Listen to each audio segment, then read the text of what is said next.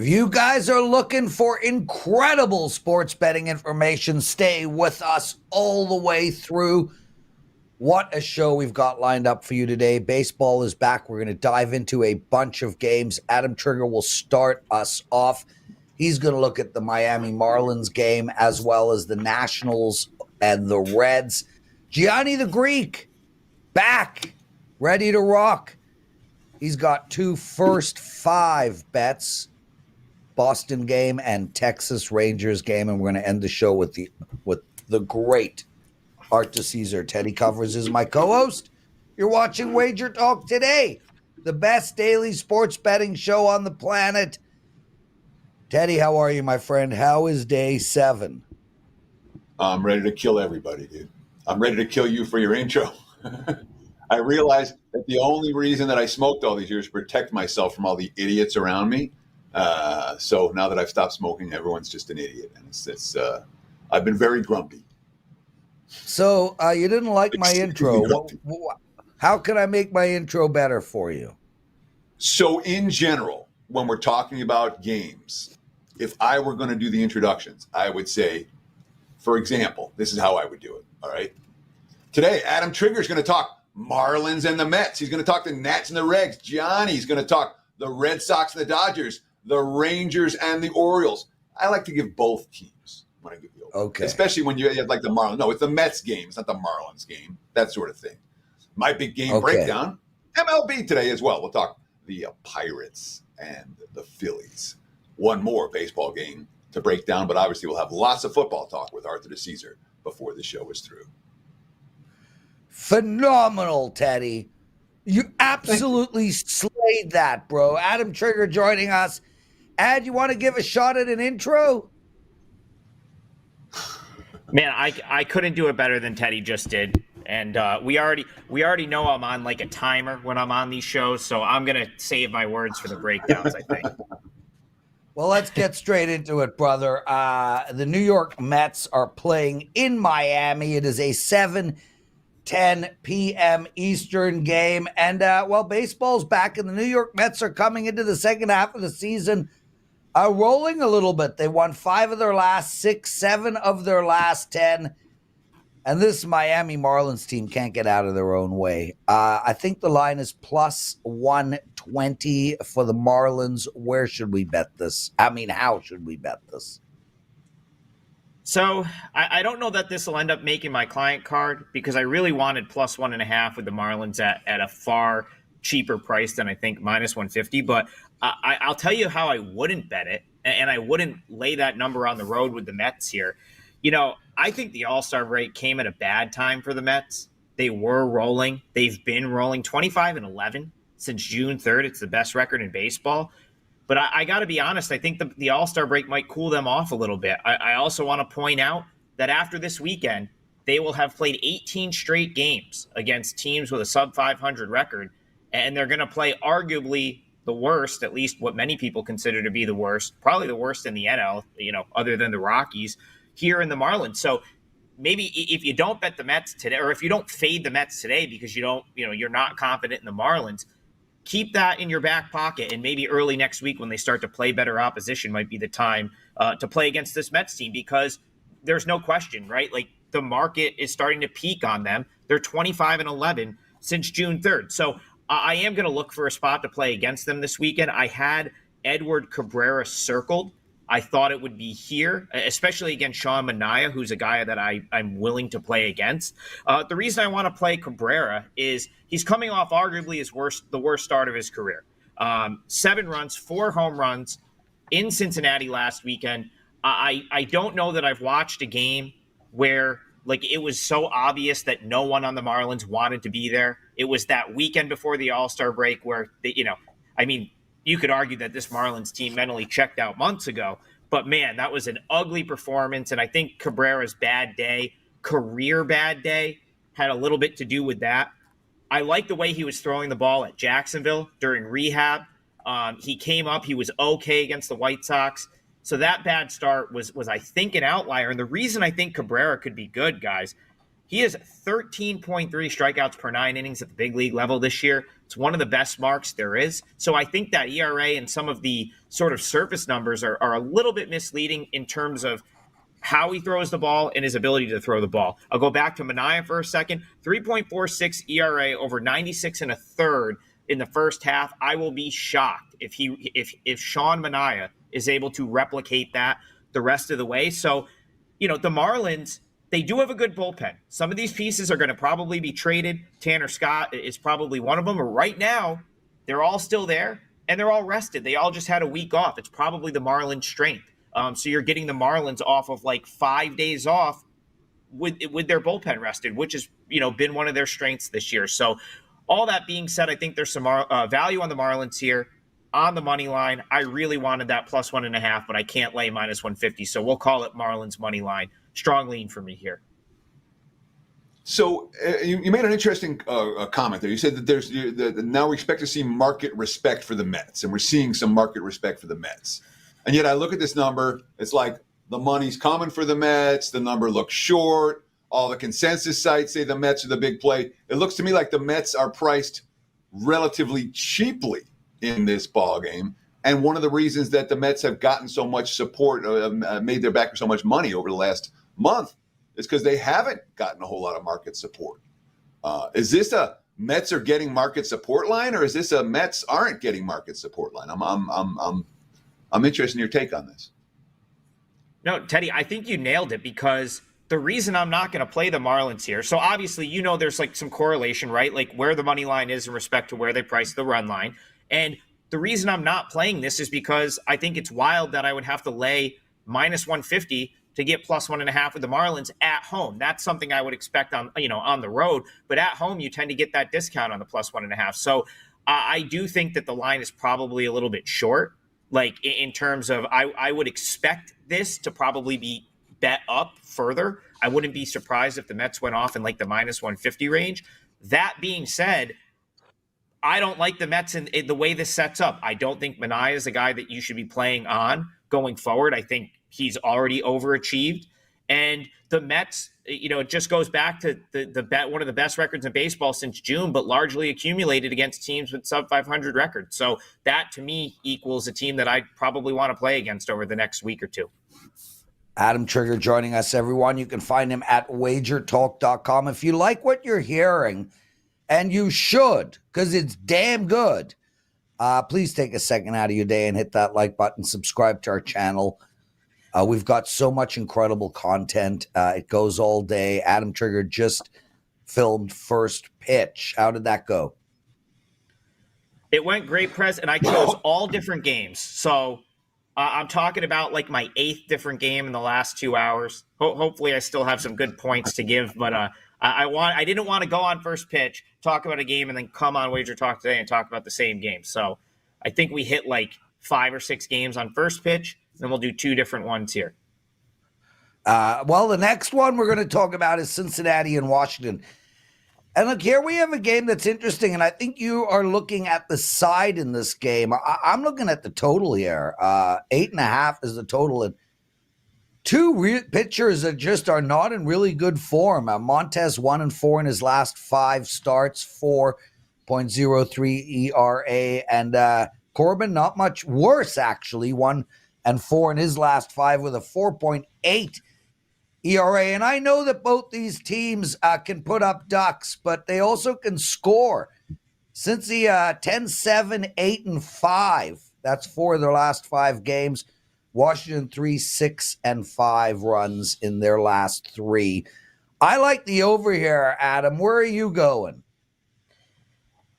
So I think the Nationals are going to be the team. Every year you've got a team that sells pieces off, and they've already started selling. Hunter Harvey got traded to the Royals. That sells pieces off and ends up being better going forward. And I think it could be the Nationals this year. If you go back every single year, there's one of these teams. They're sellers, they're quote unquote out of it, and they end up playing better baseball. And I think this year it's going to be the Nats. The reason I think that I've watched a ton of Rochester Red Wings baseball. They're a team that's up in my neck of the woods, AAA for the Nationals, and they've got a lot of good pieces that I think are going to start to make their way into the roster. They already have. James Wood called up a couple weeks ago. He's been, arguably the best hitter. He was rated one of the top hitters at AAA all season. I think he's going to start to produce. Juan Yepes, since he's been back, has been tearing the cover off the ball. And so I could just see, them getting rid of some of the older guys that, the Jesse Winkers and some of the guys that haven't been as productive and being better off for it. Now, in this particular game, you started it off, Frankie Montas.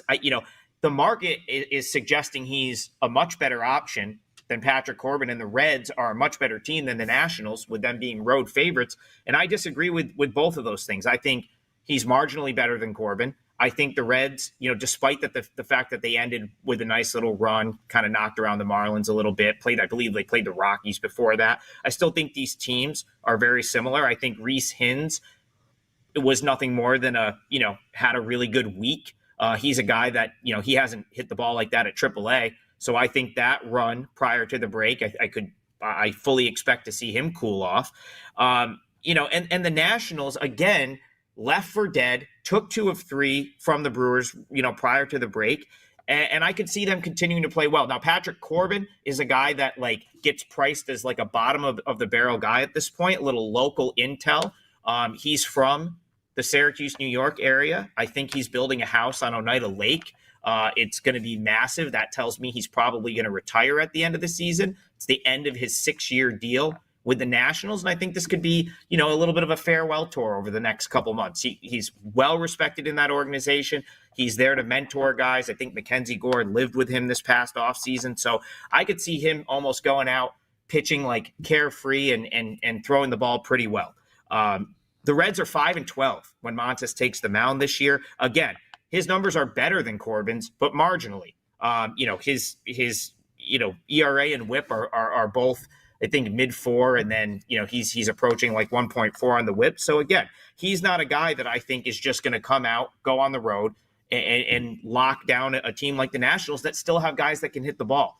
Abrams was another guy I didn't mention initially that had a tremendous first half. So I like the Nationals. I think that this team is going to be a moneymaker in the second half, even if they don't rattle off a bunch of wins and make the playoffs. I believe as of today, there's 6 games, out of the wild card. I still think the Nationals on a day-to-day basis are going to be a good second half bet. And I think you could bet them here. I believe they're plus 105. I think they should be favored in this game. So Nationals is one of the plays I'm looking at for today. So you talked about the struggles that Cincinnati has had with Montas on the hill. They pale in comparison to the struggles the Nationals have had with Corbin on the hill. Yeah. Washington is 1-10 in Corbin's last 11 starts. Even when he's pitched well, the Nats have found a way to lose behind him. Does that factor into your metrics at all? Do you worry about that kind of thing? Because that's something that I do look at, especially at this stage of this. I feel like the sample size is worth something, and Washington's just not winning for Corbin basically ever.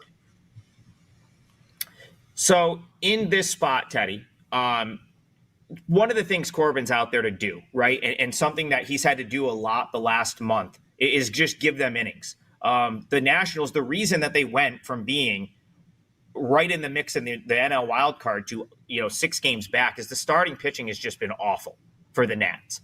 Some of that is injury related. Of course, they thought they were going to get Josiah Gray back. He ends up, kind of being hurt further.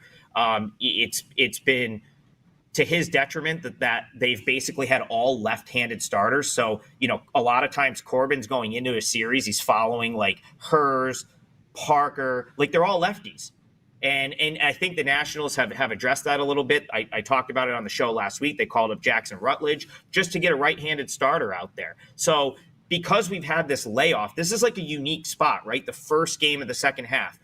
They're going to be able to – they don't have to throw him 6-7 innings here if they don't want to, because they've got other guys that are going to need a start. They could easily go Rutledge, I believe, pitched on Friday. They could easily piggyback him here. So they probably don't need to go 3 times through the order with Corbin here, and they can just use another the 4th or 5th starter as a second option. So this would be one spot where I'm a little bit less concerned with kind of Corbin getting buried the second time through the order or third time through the order, because more pitchers than you typically would have, when guys are throwing every 5th day. Adam Trigger. Ray D'Amico, one of our listeners, writes, he agrees, Adam, as much as he doesn't like Corbin, he likes the Nationals. Adam, I hope your summer's go. Oh, Teddy, you got your finger up? You need a miracle? I know. I wanted to say that might be the best answer to any follow-up question that I've ever heard. That was fantastic, Adam. Really good. Thank you. And keep in mind, Adam. See, this is why I can't have Kelly's timer. This is why I would have choked and not been able to get that out if Kelly was buzzing me with the timer. Fortunately, she's not in the country though, so we didn't have to worry about it today. In Italy with Ariel and having fun. Adam Trigger, outstanding stuff. I hope your summer's going great, man. What do you got going for the clients? Yeah, it's going good. We had a tornado here the other day, not something that you typically have in central New York. My town was spared. The town over got rocked a little bit. But other than that, it's going well. I haven't put a play up for today only because I want to see some lineups. It's the first day back. But the long-term packages are up. I'm 28-12. My last 40 MLB plays have completely turned the season around from a tough April. So we're now, kind of well in the plus. I will have a play today for sure. I've just taken my time. Sometimes these teams will rest guys on this Friday, especially ones that played in the All-Star game. So trying to get a beat on the lineups, and then I'll probably post a best bet around 2 or 3 p.m. But go on over to my page and check it out, wt.buzz/AT. We'll definitely have a play in MLB tonight. Thanks for joining us, Adam. Teddy covers. Let's keep this show moving. I can do a what did bettors learn. You got one? Of course I have one. That's part of my job. I'm contractually obligated to learn something every night. And I don't know if I learned this, but there were two icons on the strip that have closed down this year. The Tropicana, that was legitimately an older property. It was deteriorating. It needed more than a facelift to be relevant. And of course, that space just got used for, in theory, the new Oakland/Las Vegas A's stadium. But the Mirage wasn't an older property. I moved here in 98. The Mirage was as hot as any property on the strip. 35 years. Yeah, movers, shakers. I always loved that place. The fish tanks at the check-in. They had a top-notch high-limit poker room. This is back in the day. That was where the biggest games were played before Bellagio opened, was at the Mirage. The sports book, legends, Jimmy Vaccaro, Russ Culver. They were the ones that booked Tyson Douglas at 41-1. Not many books did. Stardust and Mirage were 1 and 2 in many ways in the sports betting world when I first moved to Vegas. I've been in there multiple times, the last few years. And it wasn't a dying property. It wasn't old and trashed, but it wasn't hot, as a hot strip property makes everyone rich for at least a little while. So it'll come back in a few years as what? The Hard Rock Vegas Guitar Hotel. Hard Rock already had a property. Now we're the Virgin Hotel Casino is on Harmon and Paradise. And that was another hot property when I first came to Vegas. The Circle Bar was legendary for meeting and greeting back in the day. But that's Vegas. I mean, there's constant reinvention. Nothing apparently lasts for more than 35 years out here without getting hopelessly outdated, which gives me I got about 10 left. I'm not expecting the Hard Rock guitar to be an upgrade, but maybe I'll be pleasantly surprised. Nonetheless, Mirage, bye-bye. We'll miss you. I enjoyed my time there. Lawrence, back to you. Teddy covers. Well, you know what? I'll save my what did bettors learn for another time because we have Gianni the Greek joining us, and I want to give him as much space as he needs. It's been a while. I'm excited. Hello, Mr. Energy. Are you there? Yeah, I'm actually firing away as we speak, so we're ready to go. Been up right now. Okay, well, what are you firing on? The break. So right now, just some soccer that just came in here. I'll read it off to you guys real quickly for anybody that's online in case they want to fire. You ready? This one's in Sweden. In Sweden, it's the Allsvenskan League, whatever that means. Okay, and we're betting the under 2.5 at +110 on Kalmar FF versus Djurgårdens IF. Excuse me. So that's Kalmar FF against Djurgårdens IF. We're going under 2.5 at +110, under 2.75 at -115 or better, or under 3 at -150 or better. And also in Finland, we're going over 2.5 on HJK Helsinki at -140 or better, or if you could get over 2.75 we'll take minus 110 or better. If you got to go over 3, we want plus 120 or better. And finally, Argentina, Liga Pro, we're going under 1.5 at plus 165 on Central Cordoba. And we're going under 2 at minus 110 on under Cordoba. So you notice as the line, we'll go under 1.5 at this price. We'll go under 2 at this price, under 2.5 at this price.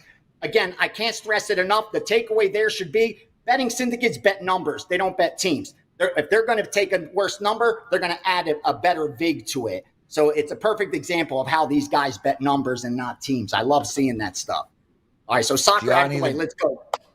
Okay, Gianni, before we get into your 2 games, the first being Boston and the LA Dodgers, what I wanted, we haven't had you on since we announced the great news of you joining WagerTalk full-time and exclusive. And I think, given that I was involved in your contract, I think it's for 400 years. At I least. think your children are signed on to us and their children. I have to die twice. Yeah, you got to die. So with that said, man, what made you, listen, you are as famous and as great a sports bettor as there is on this planet. Everybody loves you. Every site wants you. What made you decide finally to join us in an totally exclusive environment? I'm going to be straight honest, because besides being doing business with each other, we're also friends. So I owe you that kind of loyalty. And the truth is, when I saw what you guys were doing at WagerTalk, I got jealous in the beginning. I'll be honest with you, because I saw that you were really attempting to do it the right way, that you could have just went for the money grab and push big games, and you had big names enough to do that and make money over a 5-year period, make a shitload of money, and then who cares? But you didn't do that. Instead, you slowly scaled the business the right way. And I watched that happen in front of my eyes in real time.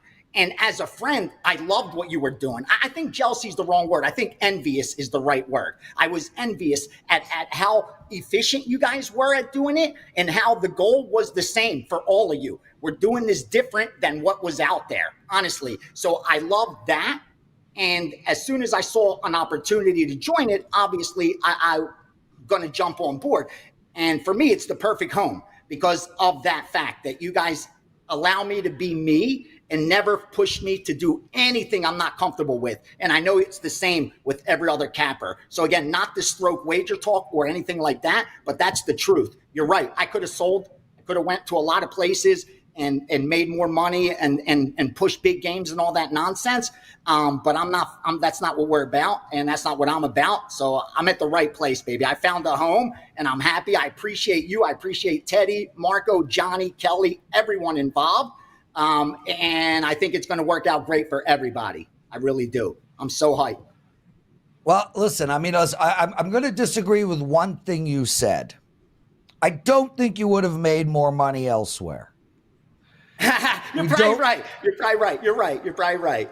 Yeah, that, like, not only are we the largest in this space, but just to give you guys perspective, we are the largest handicapping company in the world for sure. And Gianni is the largest seller at the largest company. So, yeah, brother, you ain't making more money anywhere else, but we are so freaking stoked to have you, my friend. So stoked. Let's get into the first game. And here we've got 2 teams that came into the break heading in the opposite direction. LA Dodgers finally hit the shits. They've lost 7 of their last 10. And they've only won 1 game in their last 7. So on a 1-6 run, they're playing Boston Red Sox, who conversely have won 7 of their last 10. Here we have an LA team at home. They're minus around 140. How do you suggest we bet this game? I see a lot of value on that Boston team. Number one, they've played better on the road than at home. Not surprising. And they, like you said, they went into the break on fire compared to the Dodgers. So that's always a good thing. I know some handicappers will say, when you have momentum and you're running hot, worst thing is probably a break, but I tend to disagree. I think the break was probably beneficial to him. You get some rest, and more importantly, you're happy at the break. You're not looking back and you were cold going into it. You don't have that stress. So if anything, I think it's a positive, and you return back to work hyped and ready for the second half. So I think mindset-wise, something we can't quantify, I think Boston's in a good spot. I also like the pitching matchup because you see with Stone, he's much better on the road than at home. Every one of the metrics that matter, his on-base percentage, his whip, his strikeouts, his ERA, are all better on the road than they are at home. And I like how Pavetta's now won 3 of his last 4. And if you look at the last 2 games, double-digit strikeouts. I like the rest. Give me Boston at plus 110 or better. I think this is a coin flip at worst, so I got to take the dog. We also bet them first 5. That's how I bet it, just to share that, and that's how my subscribers are going to get it. They're going to get first 5, and they're also going to get full game. We tend to break those up between the money line and even taking the half a run in the first 5.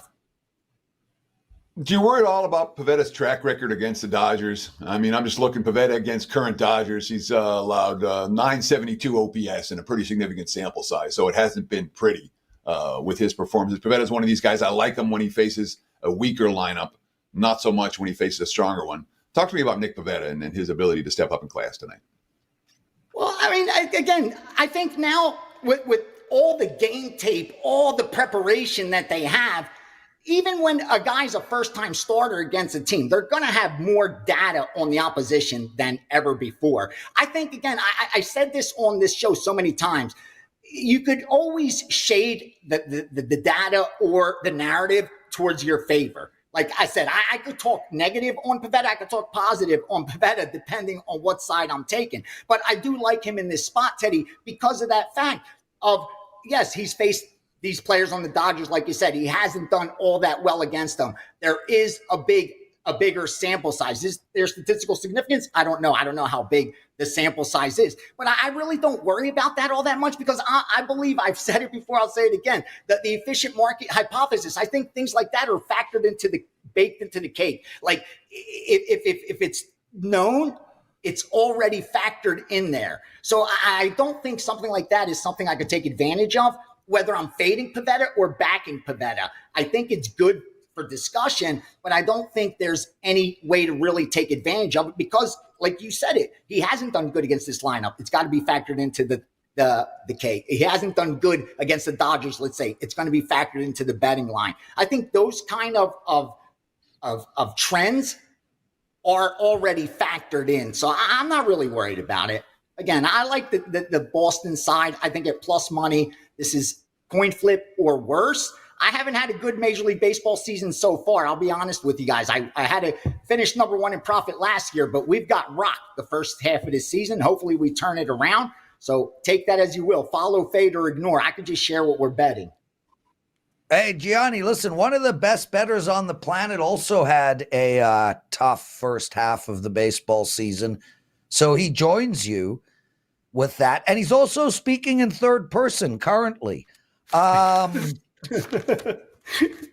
you know, I had a terrible first half of the NBA season as well, man. And I owned the second half, ended up making double-digit profits. So, really, I mean, the moral of that story, Gianni, and people, you know, when do you buy handicappers? You know, one is when they're seeing it really, really well.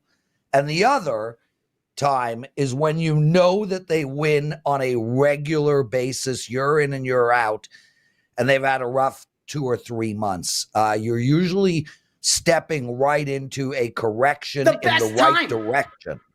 Sorry, not to interrupt, but not to interrupt, but you nailed it. And we've been doing this long enough to see trends. And most pick buyers, they buy at the wrong time. Like, just like a losing bettor is going to regress towards the mean, a winning bettor is going to progress towards the mean. And my mean is at negative 10% ROI in baseball. So the only thing we could do is progress towards that mean. Now, I can't guarantee it's going to happen in this amount of time, but I can guarantee long-term it's going to happen because it has over the last 7, 8, 9, 10 years. So if anything, I can't sustain a minus 10% ROI, just like I can't sustain a positive 10% ROI. You're always going to regress and progress towards that mean. And since I have a history of a mean of being positive, that's where we should end up. So that's why I'm so confident going into the second half. And if you're ever going to jump on board after I ran cold, not after I ran hot. Right, Because it's going to be hard to sustain it.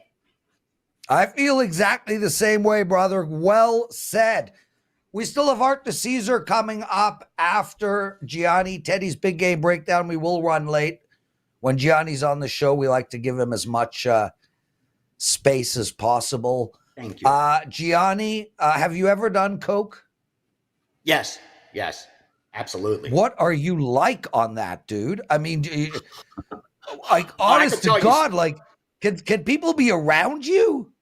Rocket fuel. Yeah. I came here 25 years old with no responsibility, single, at a time when, sex was safe and drugs were good for you. So I had we should do a whole podcast on that. I could tell you some stories, Prez. Good Lord. Yeah, no doubt, brother. No, yeah. I never smoked it, life. never shot it, never smoked it, never shot it. I've snorted it though. Never did crystal. I think one time by accident, and that was the worst experience of my life. Don't find yourself in a trailer park looking for coke at 4 a.m. It's not going to turn out well. No, just got to throw that out there. Lessons from the Greek. Texas playing Baltimore again. We have two teams that are came into the break on the heading in the opposite direction. Texas on its 7-3 run. Baltimore on a 3-7 run. How do we bet this game? This is one of those that I talk about to my guys in that steam room every week. And when I do the YouTube daily on the Bet with Ace, where I look at the Pythagorean wins and losses, meaning based on runs scored, runs allowed, how many games should this team have won? How many did they win? So have they gotten lucky or unlucky? Baltimore is one of these teams that have gotten lucky. They've won over 60% of their games. And when the season's over, they'll be about 55%. Texas is the opposite, where they've won a less percentage of the game than they're expected for the season. Now, that doesn't mean that the progression is going to happen this series, but we do expect it to happen over the second half. They do play 80-plus games, so that's a decent sample size. I do expect Baltimore to regress, and I expect Texas to progress. So that's a positive on the Texas side. Then I like that they're much better at home than they are on the road, where they're only 22-29, but they're 3 games above 500 at home. I also like in that series earlier in the year, it was at Baltimore. Baltimore won 3 of the 4 games, but the 2 of the 3 games that they lost was by 1 run. So these two teams played extremely close. And now, like you said, we're back in Texas, where they went into the break hot. They won 7 of 9 games, where Baltimore's lost 5 of their last 6. And the pitching matchup, really like that as well, because Corbin Burns, what we're seeing, once again, the regression towards the mean. This is a guy that's 9-4 overall, but in his last 3 starts, we've seen he's pitched 100. And so far, we're seeing the regression over his last 3 starts. And I think the reason for that is too many innings. He's pitched 119 innings through 19 starts. Last season, he had 32 starts and only pitched 193 overall. So this is a tired arm. Probably needed the break, but I just don't think it's a big enough break. Give me Texas at plus money at home. I bet them on the money line. I bet them on the money line first 5, and I also took plus a half a run at minus 125 in the first 5. Gianni The Greek, exclusive to WagerTalk.com. Gianni, what do you have going for the clients right now? I talk about that. Talk about what you do. Sorry. See how I should be in the penalty box for over. Yeah, you might be on coke right now. No, call. That's what people think. And honestly, you know me, Prez, I don't even drink now. Brother. I mean, I'll smoke a little reefer here or there to slow down, but that's about it. I got a 5% play going in UFC. I've crushed MMA this year. I really have. I think I'm up 60 plus units, number 1 in profit. I've won 8 straight shows on the Gambler's Perspective. I'm crushing UFC on the line for on their streaming network. So I'm just having such a good MMA year. Unfortunately, the baseball losses have taken a lot of that profit, but I have a big 5% play. I just loaded, I think, 3-4% plays into that package as well. I love this card on Saturday. I will be there. And trying to hold a steam room on Sunday. That's where once a week I meet with all my subscribers and I get to answer their questions, help them manage their bankroll correctly. And I'm there to be accountable to them. Whether we had a winning week or a losing week, I'm there to answer their questions and walk them through everything. Gianni the Greek, everyone. You can find him at WagerTalk. Oh my God, I love having that guy on, Teddy. And we're going to have him on hopefully every Friday moving forward. His internet was great. His stream worked out well. His mic was excellent. His teeth were phenomenal. Gianni the Greek, awesome stuff. Teddy, let's get into your big game breakdown. Sure. Big game breakdown for Friday, July 19th. This is a client play for me tonight between the Pirates and the Phillies. Right now, look at the WagerTalk live odds screen. I'm seeing Philadelphia minus 160, minus 170 road favorites. Take back on Pittsburgh in the plus 150 range right now. Total in this ball game sitting, there's 8 juice to the over. There are a couple of 8.5s out there, juice to the under as well. So the Phillies are 62-34. All right. The single best first half that they've ever had in the history of the franchise. They have an 8.5 game lead over the Braves in the NL East. They've been as dominant as you can be. And the difference between betting Philly and betting on Pittsburgh, 500 Pittsburgh every game this season, about 5 units. Why? Because you have to lay these prices with Philly, and you're not laying prices with Pittsburgh unless Skeens is on the hill. So even with the Phillies' success, the best team in baseball, not like they've been printing money. They haven't. And I would anticipate, if you look at Philadelphia moving forward, off the best first half they've ever had, maybe there's some regression coming. All right. And there's no way to quantify this angle. There really isn't. But it's one of those things I've picked up over the years. I'm not sure how to test it, but it passes the does it make sense test. The Phillies had more All-Stars than any team. I think they had 8 All-Stars. First game back off the All-Star break, this team isn't rested and ready. Sometimes it's a flat spot after all those guys played and had success in the All-Star game. You know, Aaron Nola, he's won both his starts this month. He's been great. But his track record against Pittsburgh is not all that good. The Pirates split a series in Philadelphia, cashing twice as big dogs in the only meeting between these two teams this season. And Martin Perez, again, he's had 3 starts coming off the IL. He got bombed at Atlanta. He got bombed at Milwaukee. That's why all the money's coming for Philadelphia. But the one home start, he was dynamite. 7.1 innings, a 1-run ball against a St. Louis team that was surging at the time. I want Perez at home. I think Pittsburgh's a live dog here. Give me the Pirates at the plus price on Friday night. There's your big game breakdown. Back to you, Mr. Prez. Teddy, that worked perfectly. The guys at the top of the show in the chat room were asking for some actionable betting information on that very game. So well done, my friend. Art DiCesare joining us. And Arthur, let's go, brother. Any big, huge, massive Olympic bets come in? Not huge, but I could talk about some Olympics. We have some Olympic things that have moved, and a lot of them have to do with medal count. People like the medal counts. So we open USA golds that they're going to win in the total Olympics. Set the number at 40.5. It was juiced to the over at plus 110. Saw some good money come in there. It's now over minus 115. And then USA total medals. So gold, silver, bronze, opened at 115.5, now sitting at 120.5. So you've seen 5 medal move to the over. Wow. So obviously a little bit of USA love there. And one quick one on an under. Great Britain, under 15.5 gold medals. Opened 17.5, now 15.5. So how much action are you taking on that stuff? And is the Olympics a legitimate, in terms of, is it, compare it to like a daily baseball card? All right. Are you doing more or less? Yeah, that's a great question. I would say a little bit less. I think the sports that matter, track and field, basketball, maybe soccer, even throw in tennis there because you have some of the pros in there. I think those will attract, a little bit more handle than maybe a daily baseball card. But the rest of the stuff like, handball and volleyball and all those things, you're going to get some people who bet. And we do see a lot of people who are shopping a price. Don't get me wrong. We see someone bet a price on maybe, let's say, Norway to win handball. We saw this the other day.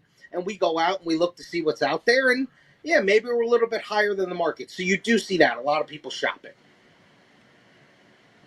So when it comes to Olympic betting, obviously, I mean, look, we're late July. Football's just around the corner. What's this? Is this the most quiet stretch of the season in the sports books right now? And if it is, what do you guys do to generate action? Or does everyone just take their vacations at this stage? Yeah, no, definitely, Teddy. A lot of vacations. But no, you're right. I mean, obviously, last week is like the bare bones of sports betting. You have basically third division soccer you're looking at. You know, WNBA's there, but obviously it just went away for the Olympics.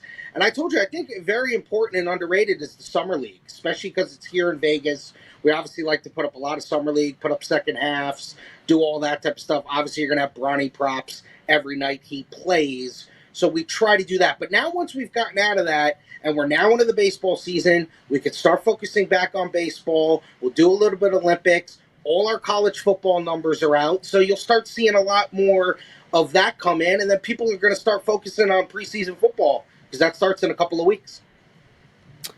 Art, I want to go back to the Olympics for a second. And I'm going to ask you a question. Listen, you might not be able to answer this, but I'm really curious if you could take us through setting these lines. Like, for instance, you know, we have a fencing competition and maybe you have a lineup on fencing.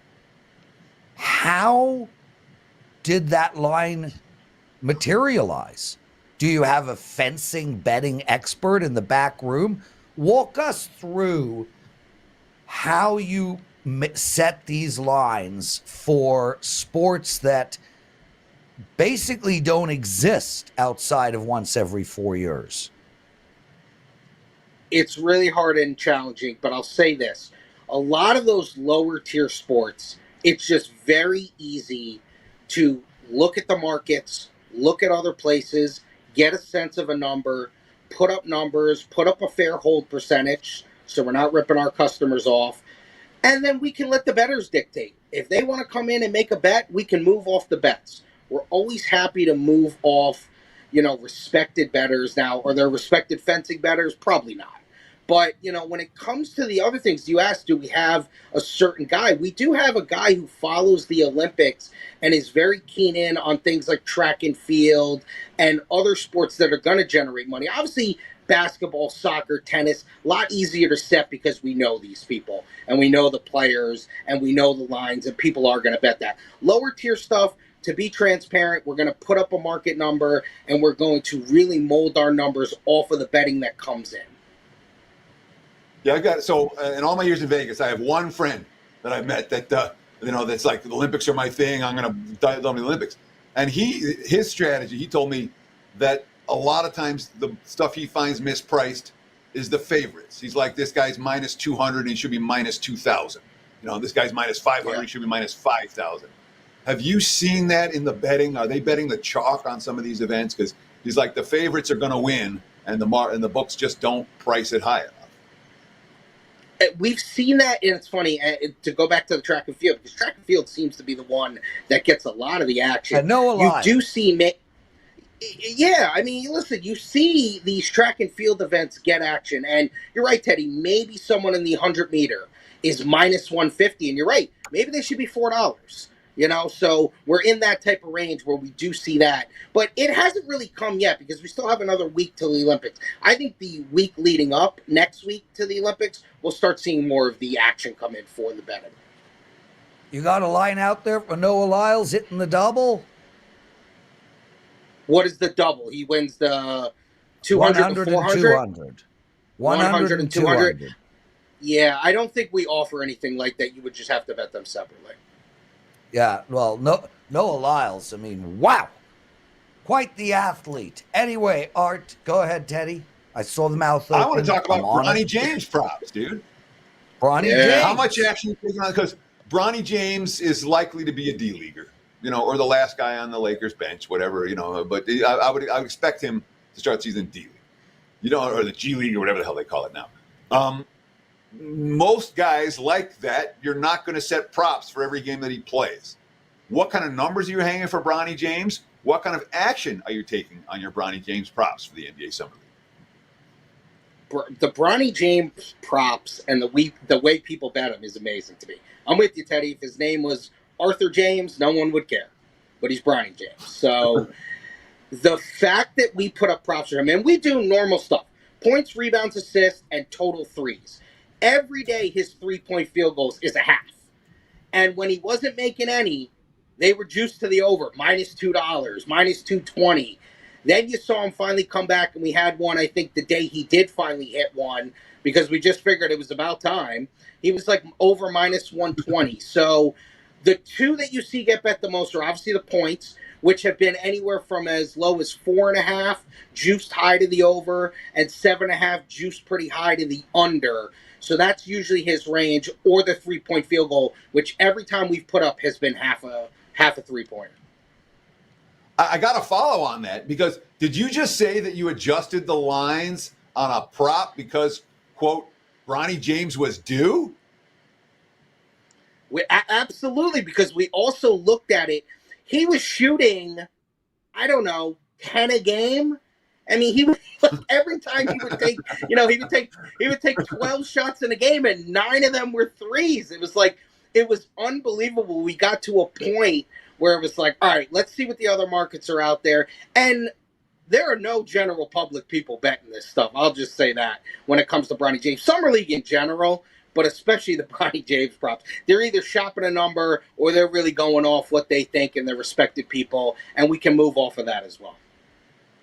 We've got just a moment left with Art DiCesare, Art Dice 21 on social media, risk management supervisor for the Superbook of Nevada over at the Westgate here in Las Vegas.